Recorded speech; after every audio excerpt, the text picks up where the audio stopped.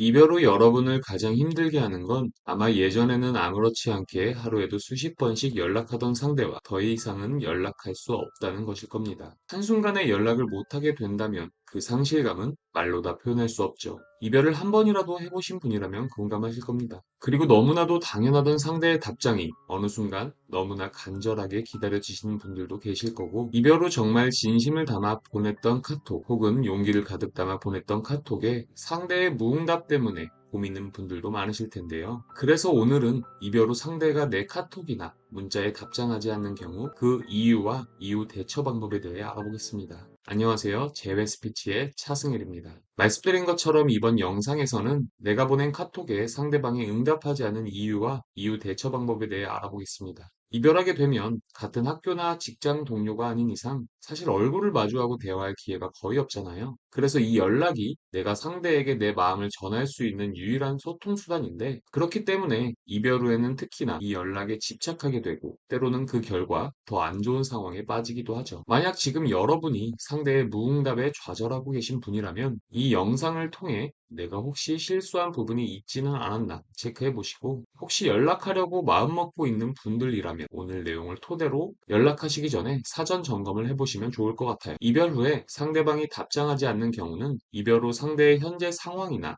심리와 밀접한 관련이 있는데, 그것보다 중요한 건 이별 후 연락할 때 절대 하지 말아야 할 행동들이 있어요. 그래서 상대방이 일십하는 이유에 대해 말씀드리기 전에 절대 하지 말아야 할 것들에 대해서 먼저 짚어볼 테니 지금부터 말씀드리는 내용을 꼭 기억해 주세요. 첫 번째는 상대의 답장을 당연시하게 생각하는 태도입니다. 예를 들어 연애할 때는 답장을 빠르게 하던 사람이 답장하지 않거나 늦게 한다고 해서 상대방에게 내가 초조하거나 불안한 모습을 보이면 안 돼요. 상대의 연락이 예전 같지 않은 건 당연한 겁니다. 그런데도 상대의 늦은 연락에 심란해져 답장도 오지 않은 상태에서 여러 개의 카톡을 보낸다든지 하는 행동은 상대의 반감을 더 크게 일으킨다는 걸 기억해 주세요. 엄밀히 말하면 무응답은 상대가 여러분과 대화하고 싶지 않다는 응답입니다. 상대의 답장이 없으면 지금은 나와 대화하고 싶지 않구나 하고 한 발 물러설 줄 알아야 합니다. 두 번째는 상대의 거절에도 불구하고 지속해서 만남이나 전화 통화를 요구하는 경우 상대는 거절하는 것에 불편함을 느껴 어느 순간 무응답으로 전환할 확률이 높아요. 상대와 이별한 상황이라면 상대는 나와 대화하기 싫어할 수 있다, 그리고 나를 불편해할 수 있다는 점을 늘 생각하시고, 이별 후에는 꼭 상대의 입장을 먼저 생각해 줘야 합니다. 따라서 상대가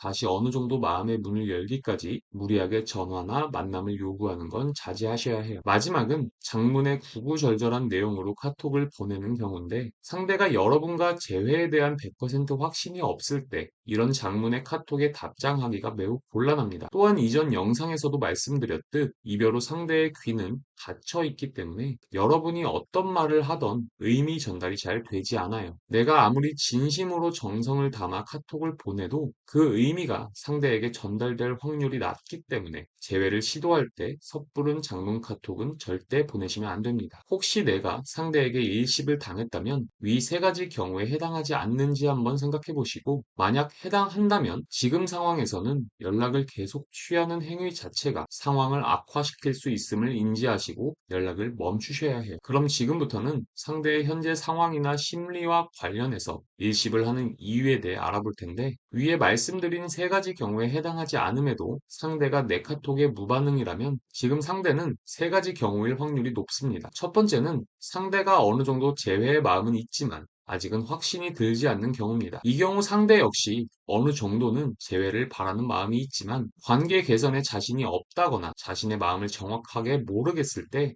섣불리 연락을 받아주는 게 자기 의도와 다르게 작용할지 걱정돼서 답장을 미룬다든지, 또는 답장하기까지 최대한 신중한 선택을 하는 경우로, 이런 경우 보통 늦어도 3, 4일 안에는 답장이 오기 마련입니다. 그렇기 때문에 절대 상대가 내 카톡에 바로 답장하지 않는다고 해서 답장을 재촉한다든지 보채서는 안 됩니다. 긍정의 마음이 있는 상태에서도 여러분이 재촉한다면 부정적인 반응을 보일 확률이 높습니다. 두 번째는 상대가 재회에 대해 생각해보지 않은 경우입니다. 현재 상대는 이별했다는 상황을 받아들이고 있으며 상대가 감정 정리가 서서히 되어가는 중인 단계로, 그렇기 때문에 상대는 부정적인 대답을 할 수밖에 없는 상황인데, 거절하는 것 자체가 불편해 읽고 무시를 하는 분들이 많습니다. 이때는 나를 차단했나 싶을 정도로 며칠 동안 읽지 않은 상태에서 어느 날 보면 숫자 1이 사라진 경우가 많습니다. 미리 보기로 여러분의 카톡을 확인 후 불편한 마음의 상황을 피해버린 경우입니다. 이 경우에도 적당한 시간을 가지고 올바른 커뮤니케이션 방법으로 이별 원인에 대한 해결 방법을 상대에게 제시함으로써 재회가 가능하기에, 낙담하지 마시고 어쨌든 앞서 말씀드린 것처럼 상대는 나와 대화하기 싫음을 인정하시고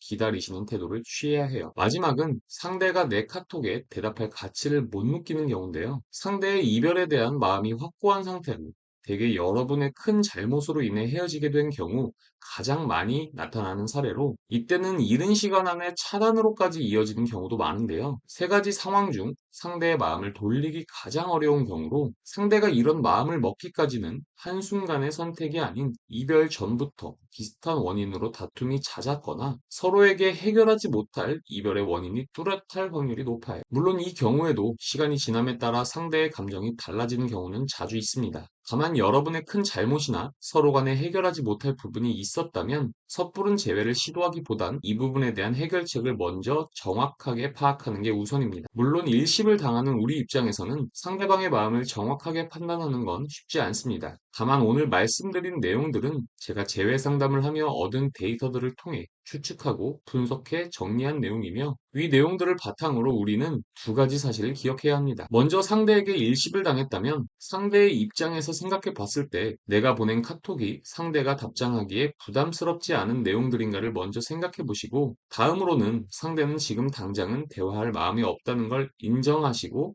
여러분이 할 수 있는 일을 하셔야 한다는 겁니다. 이 과정을 다른 영상에서도 여러 번 설명해 드렸으며, 저는 재회를 위한 빌드업 전략이라고 소개한 바 있는데요. 이 과정을 짧게 소개하자면, 첫 번째, 이별에 대한 원인 분석하기. 두 번째, 원인에 대한 해결 가능성 유무 체크하기. 세 번째, 내가 생각하는 문제 해결 방법과 전달 방식 고민하기. 이렇게 세 단계로 나눌 수 있으며, 자세한 내용은 이전 영상을 통해 확인해 주세요. 정리하자면, 어쨌든 현재 상대에게 일십을 당했다면 우선은 한 발 물러서는 태도를 보이셔야 하며, 내가 할 수 있는 일들에 대해 집중하시고, 추후 상대에게 어떻게 접근할지는 이별 상황에 따라 다르기에 댓글이나 상담을 통해서 질문해 주시면 상황에 따른 커뮤니케이션 방법을 제시해 드릴게요. 매번 말씀드리듯 성공적인 재회를 위해 여러분이 할 수 있는 일에만 집중해 주시길 바라며 오늘 영상 마치겠습니다. 감사합니다.